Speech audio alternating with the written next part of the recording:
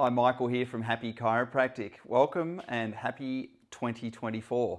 So I've got a question. What is the difference between your hip, your knee, and your vertebra? Well, you can get a hip replacement and a knee replacement, but you cannot get a vertebra replacement. That is why we exist. We exist to take care of the function and the health of your vertebra and your spine, because there ain't no replacing these things.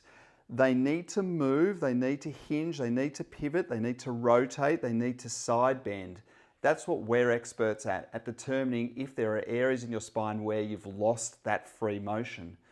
Then once we find those areas, we know what to do to help restore function, get you back to moving and get you so that you don't ever feel like, oh, I wish I could get a vertebra replacement, because probably in all our lifetimes there will be no such thing as a spine replacement. So have a great start to your 2024, and I look forward to helping you at some point this year. Cheers.